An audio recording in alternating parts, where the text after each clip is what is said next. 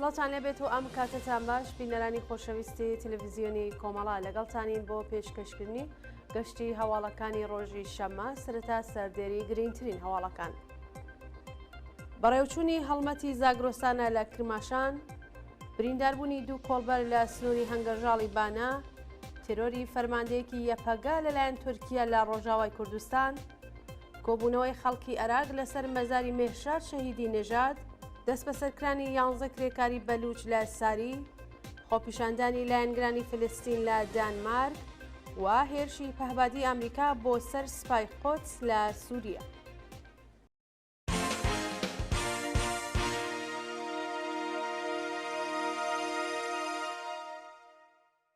درێژەی هەواڵەکان بەڕێوەچوونی هەڵمەتی زاگرۆستانە لە کرماشان.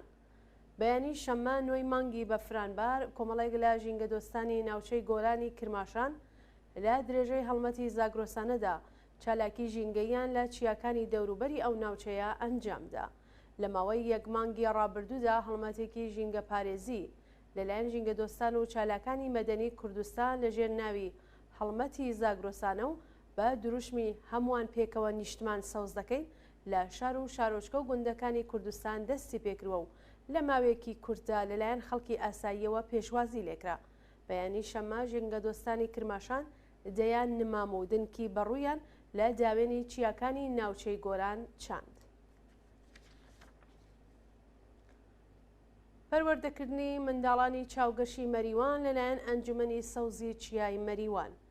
بەیانی شەممە نۆی بەفرانباری 1402 گەشتی کومیتەی منداڵان و مێرمنداڵانی ئەنجومەنی سەوزی چیای مەریوان بۆ قەڵای ئیمام و ناساندنی ئەم قەڵایە بە منداڵان بەڕێوەچوو.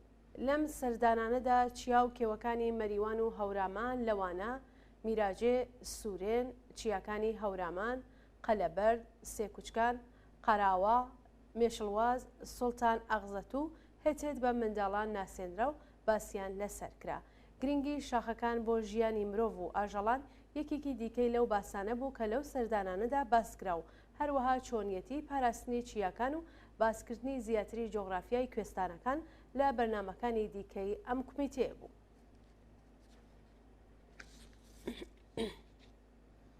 برینداربوونی دوو کۆڵبەر لە سنووری هەنگەرژاڵی بانە.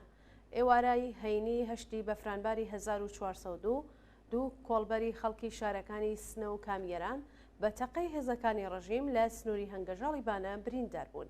بە پێی راپۆرتی کۆڵبەر نیوز، ئێوارەی هەینی کۆمەڵێک کۆڵبەر لە سنووری هەنگەرژاڵی بانە کەوتنە بۆسەی هێزەکانی ڕژیم و ڕاستەوخۆ تەقەیان لێکرا.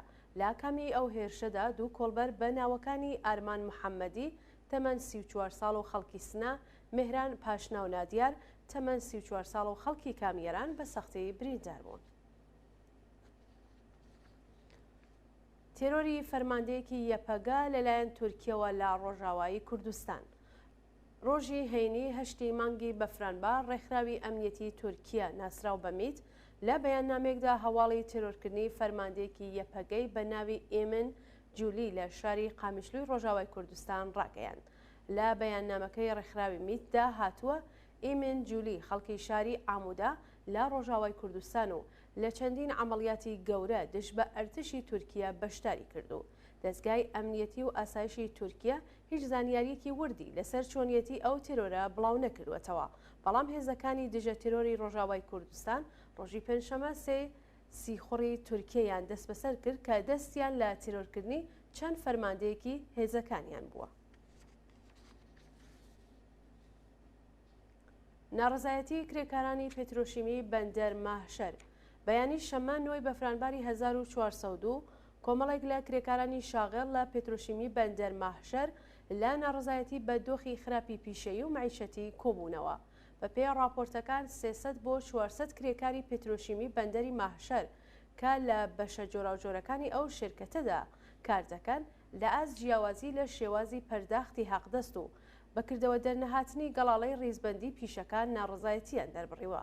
بەوتەی کرێکاران ماوەی 1 ساڵە تەنیا بەڵێنی درۆیان پێدەدەن لە حاڵێکدا بەڕێوەبەری شرکەت لەسەر کارەکەی دوور خراوەتەوە و کرێکاران لە بێلا تەکلیفیدا ماونەتەوە.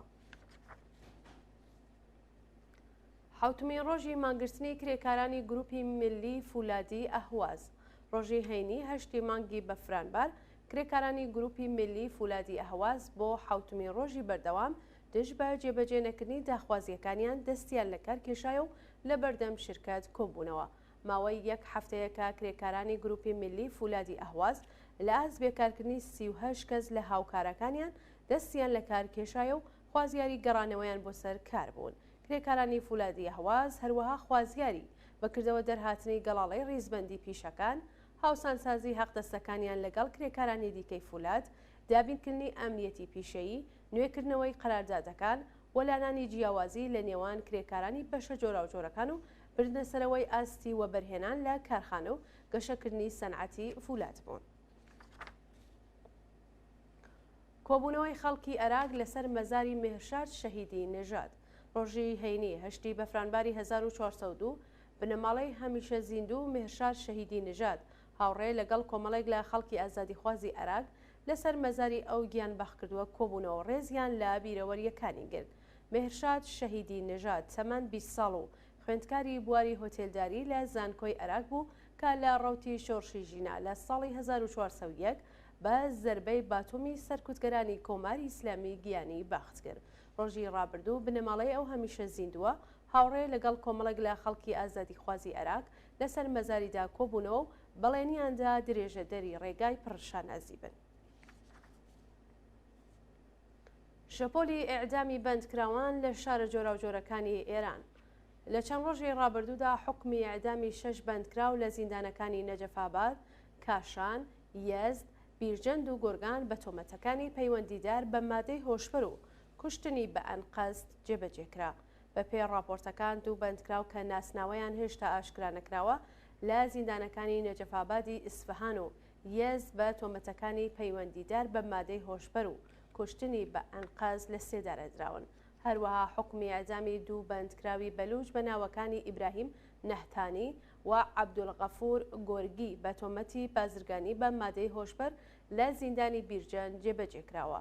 لە زیندانەکانی کاشان و گۆرگانیش دوو بەندکراو بە ناوەکانی ڕەزا عەیوەزی و حەسەن ڕەهبەر بە تۆمەتی پەیوەندیدار بە مادەی هۆشبەر ئیعدام کراون.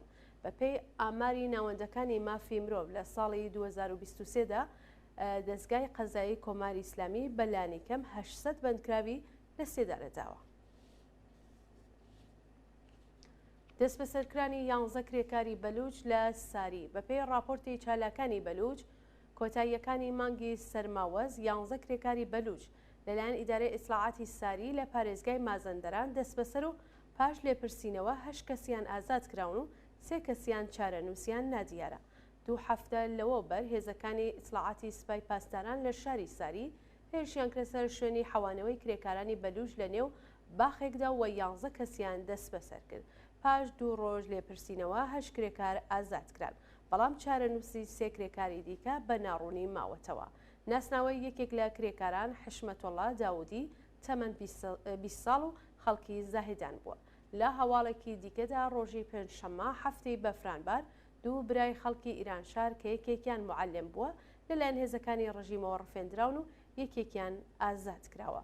بەڵام برا معلمەکە بە ناوی عمران قاسمزایی تەمەن 34 ساڵ بۆ گرتوخانەی ئیطلاعاتی سوپا گوازراوەتەوە.